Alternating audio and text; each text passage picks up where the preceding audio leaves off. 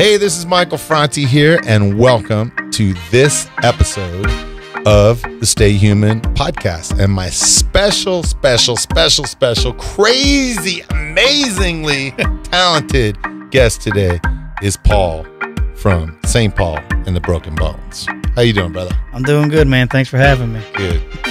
What is your name, your real name? My name is Paul. Paul. I am Paul. My name's Paul Janeway. So Paul Janeway. Just so I guess that's my legal name. Okay.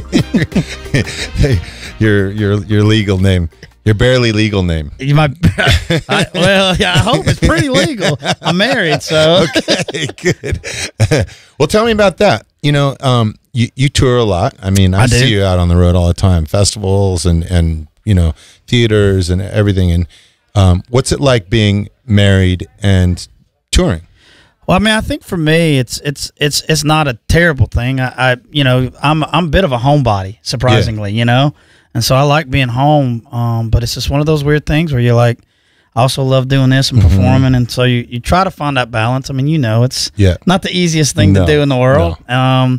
But the good thing is, my wife she's a associate director of an honors program at a college. Oh, wow. So she's a lot smarter than me. Nice. And that helps. That helps a lot. So I think the good thing is, like, she has her thing that she does, and I have the thing I do, and that really makes a difference, because then when you get together, you have something that you're sharing with each other. Like, right. Here's what I'm doing in my life, and if someone's just waiting at home for you, it's really hard to be that person who's just waiting.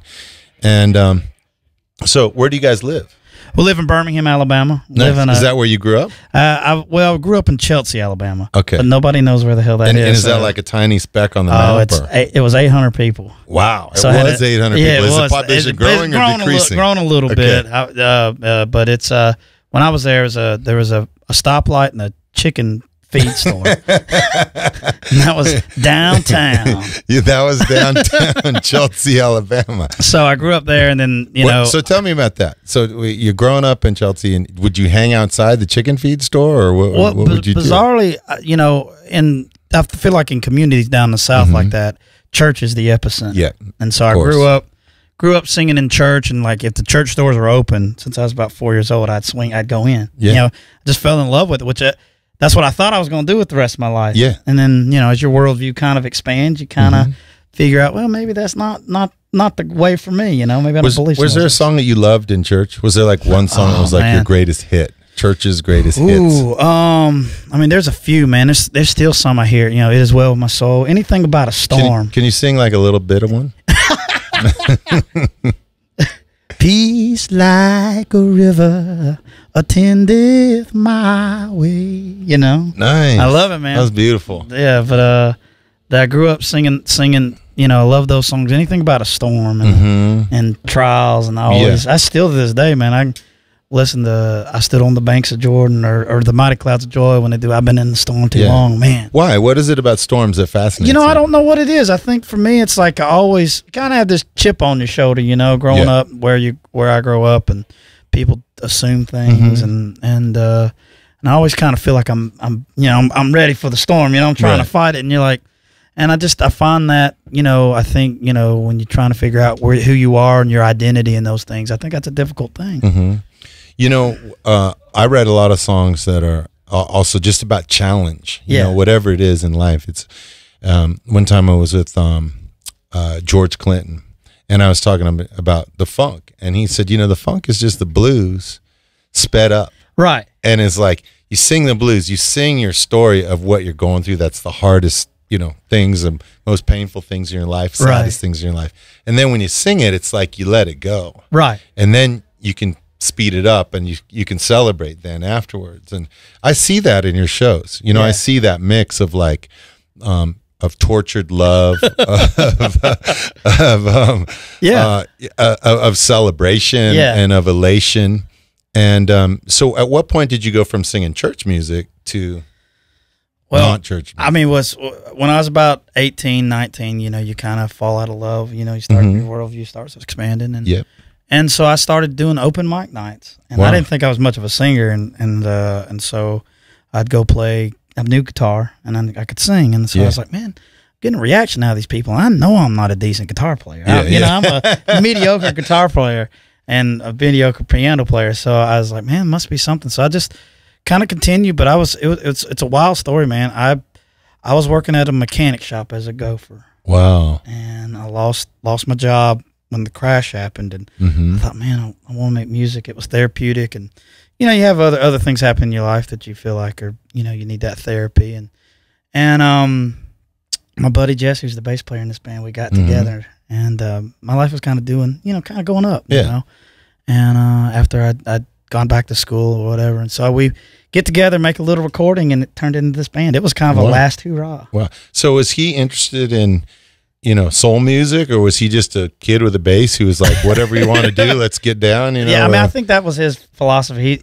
He heard my voice, and I sing the way I do, and it's just the way I sing, you know? Yeah. And so he was like, all right, well, you know, maybe I should write music around your voice. Yeah. And I was like, cool. So I'd never really done the band thing. I'd been in church. And so so that's what we did. And that it's kind of, I'm still really feel new to this though. How old are you now? I'm 33. Okay. So, so you're still. Yeah. And so we've been in a band for 5 years, but I still feel like I'm, you know, new, you know. I remember seeing a video of your guys must have been like 4 years ago. So I must have just seen it when it's just popping off. And I was like, wow, this is really, really great. I mean, I love, like, I grew up listening to like Stax, you know, and you know, Al Green is like one of my favorites. God, and you know, it was a really funny story. One time I was playing on this TV show in England, and Al Green had been on the show the week before, and I go up to this guy who was one of the techs there, and I shake his hand. He goes, I don't know if you want me to shake my hand. He goes, I'm not feeling so well. I got this cold. And I go, that's all right, man. I'll shake your hand. He goes, you know, I got this cold last week because Al Green was here and he had a cold. Oh, man. And he was blowing his nose, and I was the guy who had to like take the tissues. And I was like, you got Al Green's cold? Yeah. I want that. I want Al Green's cold. 100%. If I can just get like a little bit of whatever's been in his voice, whatever germ was 100%. there, give it to me. Yeah. So who are your artists growing up? Like, who did you really? I mean, so, you know, we'd listen to church music. My mom was pretty strict about what I listened to, and I didn't rebel, you know, so we had a little bit of church music, but the soul music was the thing that kind of, she just, for some reason, it's this odd thing, but we listened to like the Stylistics and Sam Cooke and Otis Redding, and it's been, that's what I listen to, man. You know, and obviously now, like, we're such in a world with the internet and everything where you can listen to anything you want. Yeah. And that's fun to me. That's fun to me. Like, that's what's been really great. But I always feel like I'm playing catch up because I didn't grow up with the Beatles or the Stones or any of that kind of stuff. So I'm caught up. I feel like I'm caught up to a degree now, but there's still like holes in my catalog. Yeah. And so so that's fun. You got to get into your EDM next, and you got to go classical. Then you got to go. Yeah, I don't know about the EDM thing. I don't know if I can handle that. No, I think, man, I could hear your voice on top of a really hot beat. I mean, what's crazy is I've tried that a little bit. But, you know, and you know, it's not a world I'm familiar with. Yeah, you know what I'm saying? No, so, I know like, what you mean. And like, you know, I'm slowly giving up. You know, like slowly, like, all right, maybe I'll try something. You know. Yeah. Do you write the songs in your band? I write the lyrics, and I write, you know, obviously, you know, some of the, you know, all the vocal melodies and things like that. And I mean, me and Jesse typically, I mean, but for me, songwriting, and it's hard to, because there's a lot of ego involved, you know, but I've learned that if you surround yourself with really good musicians that, you know, and you try and kind of glean what they have, that I feel like you might be better off. And we just learned that through our process. And so I like that. I like that style. I still get a little like, no, that's the way I want it, you know? And, but I don't know, man. It's an interesting process. It was kind of buffet style. Yeah. Do you have a certain way that you write? Like, you pick up a guitar, or do you write lyrics all the time, or does it just come to you in a stroke of, in the storm? In the storm. You just get struck by lightning, and here it comes out of my lips.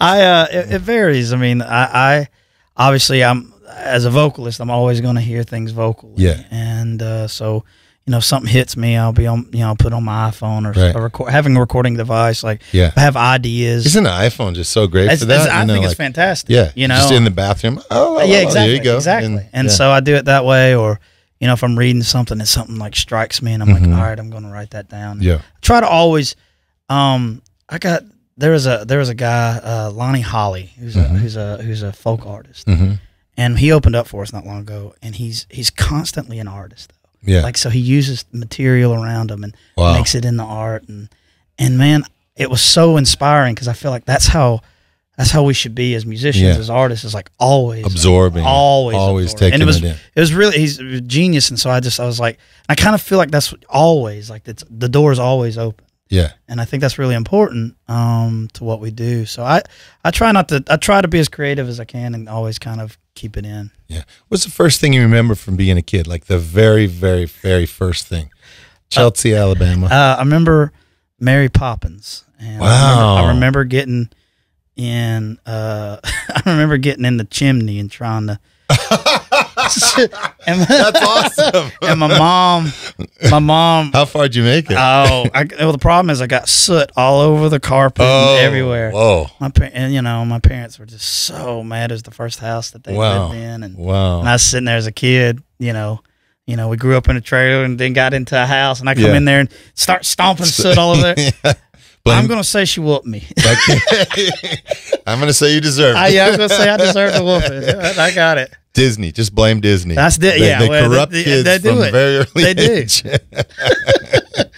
So what's the next things for you guys? You guys are constantly writing, and in addition to touring, or? Yeah, I mean, we are in the process of writing another record, and it's all, you know how it is, like always on the road, and you feel like, all right, when I get off the road, I gotta go write. Yeah. I'm not very good at writing on the road. I don't know how you are. It's hit and miss on the road. Yeah, on the road, it's hard for me. I feel like I start a lot of things, but I don't finish them. Right. There's not any finishing. There might become an idea, but writing, starting to write another record, and it's funny, I have been called to, like, hey, come sing on this or sing on that, and I've been experimenting with that, which is kind of fun and different. And so man, that's just keep going. Just keep on trucking, man. Yeah.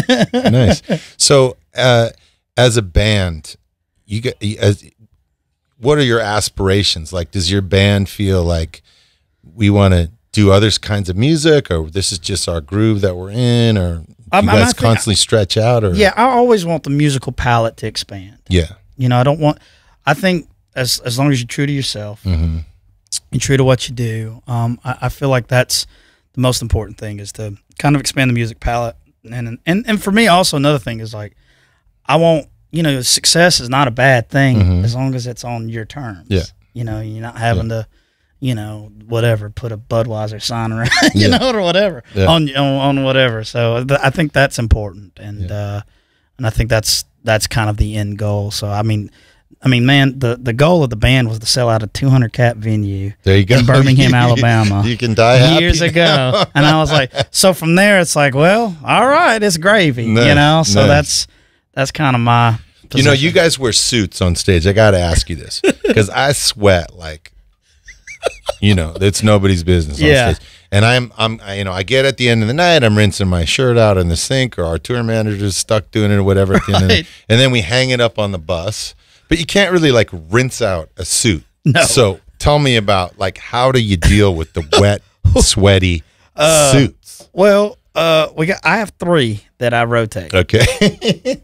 But they get pretty. Do they have names? They must have names. Oh yeah, man, they're walking at this point. I'm hoping they can last me till October. But You put it in the we have a wardrobe case, which I thought was something we'd never get, but you have, dryers in there that takes the moisture out, and you try to spray it. Apparently vodka gets the smell out a little bit. Don't ask me. Maybe if it smells really bad, you're supposed to drink the vodka and you just forget about the smell. That's it. Awesome. Well, man, it's been awesome getting to know you a little bit. Much, I love your music. I'm a big fan, and for anybody who's never seen you before, your shows are just so dynamic, and they're full of love. They're full of passion, of, like I said before, like this tortured soul music, but done in a very elated way. There's humor mixed in. Yeah. You're a great dancer. This dude is like, he's like everything, man. This guy is like, he's like Michael Jackson, man, And but the shows are just super fun, and so I recommend very highly. If anybody is ever, sees your guy's name pop up, St. Paul and the Broken Bones, go out and make sure that you see the show. Oh, thanks, man. Yeah. Thanks for having me. Oh, it's been awesome to be here, man, with you. It's really awesome. It's really cool to share the stage with you, and I look forward to doing it. I don't more think this is the last time we're doing it. No, sure. Maybe we'll do a song together sometime. Hey, yeah, sounds good. I'd love that. Yeah, that'd be great.